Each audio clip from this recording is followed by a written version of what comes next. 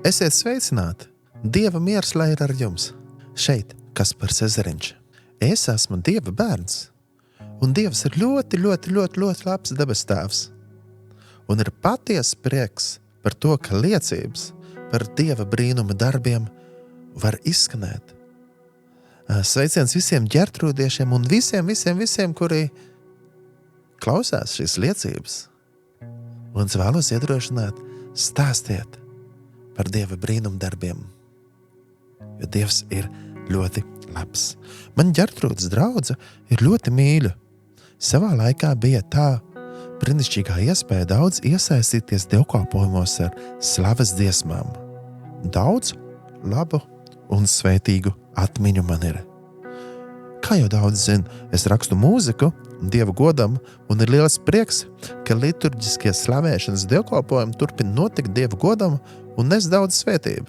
Un arī tā ir brīnišķīga un skaista liecība.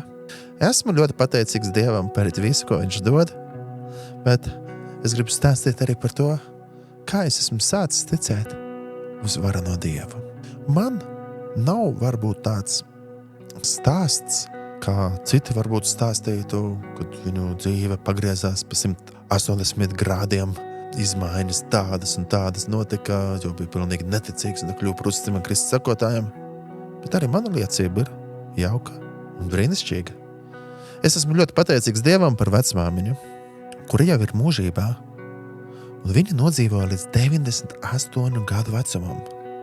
Ja kādi varbūt atcerās, agrāk bija tāds ļoti izcils kristīgais kora vadonis, mūziķis, komponists no baptistu draudzes Jānis Ezeriņš. Mana vecmāmiņa bija viņa brāļa sieva. Bet es vēlos pastāstīt par savu vecmāmiņu. Un kā es iepazinu, izdzirdēju, sadzirdēju un piedzīvoju dzīvo Dievu. Vispār vecmāmiņa man ir ļoti daudz liecības stāstījusi, kā Dievs brīnišķīgi vada, un es ticu, ka katram no mums, man, jums, mums ikvienam, kas mīlam Dievu, ir daudz ko stāstīt. Mēs spējam ieraudzīt tik daudz liecību, ko Dievs ir darījis un dara. Kā jau minēju, vecmāmiņa nodzīvoja līdz 98 gadu vecumam. Viņa bija piedzīvojusi 1. un 2. pasaules karu. Viņas dzīvē bija grūti laiki. Un arī daudz prieka pilna laika. Kaut arī, saprotiet, 1. pasaules karš, 2. pasaules karš, pēckara laiks, dažādi izaicinājumi. Kaut arī daudz, ko viņa bija piedzīvojusi dzīvē un gājusi cauri kādām grūtībām. Viņai bija liela mīlestība un liels prieks, un viņa spēja piedot visiem, kas ir darījuši pāri. Un es sapratu, ka tas ir kaut kas tāds, ko tikai dzīvais Dievs var dot. Jā, bērnībā bija tā, kad mans tētis un mana mamma devās uz darbu. Mana vecmāmiņa mani pieskatīja. Man nebija jāiet uz bērnu dārzu. Viņa taisīja garšīgu ēdienu, un no rītiem es varēju ilgi gulēt. Varbūt arī tāpēc man patīk vēl aizvien gulēt un arī ēst. Bet, ja jāceļās augšā, lai lūgtu Dievu un dotos uz dievkalpojumu, esmu gatavs stelties, jā. Viņa lasīja Bībeli man priekšā, un viņa arī lasīja Bībeli tad, kad viņa nelasīja man priekšā. Es redzēju, ka viņa to lasa, ka viņai Bībele bija ļoti mīļa. Viņai Bībele bija vecajā drukā, bet tā bija tik ļoti iekrāsota, sakrāsota un atzīmēts un pastrīpots. Tāds Bībeles pants un tāds Bībeles pants un tāds vārds. Viņa ļoti daudz lasīja un to studēja. Un viņa bija ar tādu ļoti ugunīgu kristiete, bet tajā pašā laikā ļoti pazemīga un pilna mīlestības. Es sapratu, ka viņai ticība ir dzīva. Arī es vēlējos ko tādu. Tad atceros, ka jau agrā bērnībā kopā lūdzu ar savu vecmāmiņu. Viņa daudz lūdza par mani, un es esmu pateicīgs Dievam par Dieva lielo žēlastību, ka biju jau mācīts par Dievu jau bērnībā, un ka par mani daudz lūdza. Ziniet, man nav tāda liecība, kā varbūt kādiem citiem, kad es esmu bijis pilnīgi neticīgs un tad kļuvu par uzticamu Kristus sekotāju. Man nav tāda liecība, kā varbūt kādiem citiem spēcīga liecība, kad ir teikuši, ka piedzīvojuši Dievu esot cietumā.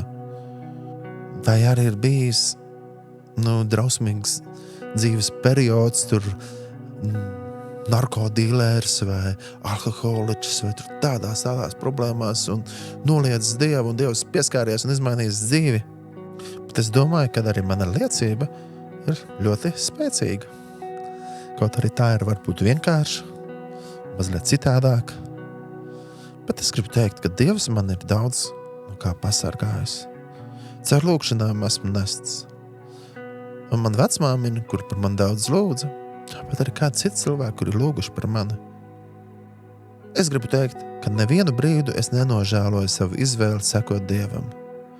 Es redzēju savā vecmāmiņā dzīvu ticību, un bija kāda reize, ka es no visas sirds teicu Dievam, Dievs, es ticu Tev.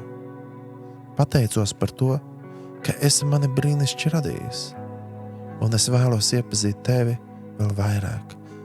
Es vēlos dzīvot ar Tevi. Es vēlos uzticēt savu dzīvi Tevi.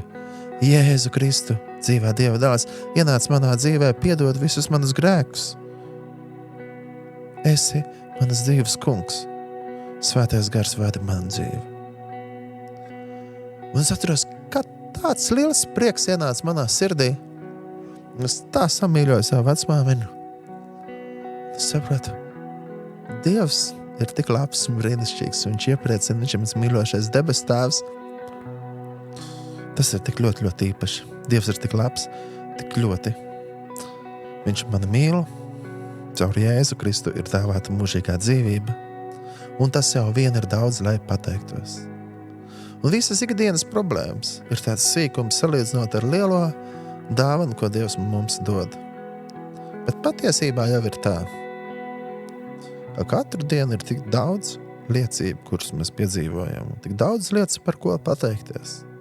Un tas, ka spējam elpot, kad ir ko ēst, kad vai dažādi gada laiki, kurus mēs izbaudam un dzīvojam skaistā vietā, skaista daba, ko varam redzēt. Tas viss ir, ko varam novērtēt katru dienu un priecāties, jo Dievs patiesi ir ļoti labs. Dieva vārdā ir teikts, teic to kungu man dvēseli, un neaizmirst, ko viņš tev labu ir darījis. Man dzīvē bija liels iedrošinājums ticībā, ka vecmāmiņa lūdz par mani un stāstīja liecības par Dieva brīnuma darbiem no savas dzīves. Lai arī šīs liecības, kuras klausamies katru dienu, ir par iedrošinājumu ticībā mums, un lai mēs ik viens stāstam citiem liecības par Dieva brīnuma darbiem. Dievs ir labs, un viņš žēlastība paliek mūžīgi. Bet Dievs mums katrus svētī.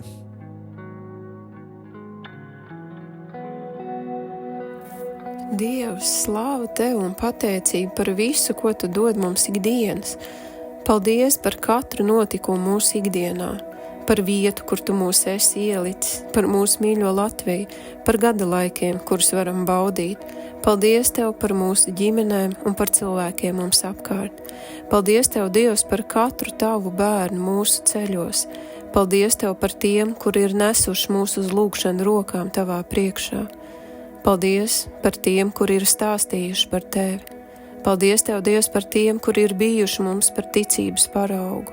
Un paldies Tev, Dievs, par ticības dāvanu, ko Tu mums esi devis. Lūdzam Tev, Dievs, ka Tu pavairo mūsos šo ticību, dari, ka tā kļūst aizvien dziļāka, plašāka un dzīvāka. Lūdzam Tev, Dievs, par katru neticīgo sirdi, pieskaries tai un dari to par auglīgu zemi. Lūdzam, ka Tu izsēj bagātīgi ticības sēklas, ka Tu tās audzē, ka tās var nest Tev tīkamus augļus. To lūdzam Jēzus Kristus vārdā. Mūsu Tēvs debesīs, svētīts lai top Tavs vārds, lai nāk Tava valstība, Tavs prāts, lai notiek kā debesīs, tā arī virs zemes. Mūsu dienascho maizi dod mums šodien, un piedod mums mūsu parādus, kā arī mēs piedodam saviem parādniekiem. Un neieved mūsu kārdināšanā, bet atpestī no ļaunā, jo Tev piedara valstība, spēks un gods mūžīgi mūžos. Āmen! Aicinu piedalīties audio liecību projektā Mīlestības ceļš liecībās arī tevi. Ieraksti balss ziņā savu stāstu, kā Dievs sevi ir tev atklājis, ko viņš ir darījis un kā Jēzus ir tev palīdzējis, uzmundrinot, samīļojot, dziedinot, stiprinot. Esi daļa no dzīvā evaņģēlija pasaulē un ieraksti savu audio liecību telefonā, izmantojot balss ieraksta aplikāciju un nosūti to uz e-pastu liecības@gertrude.lv.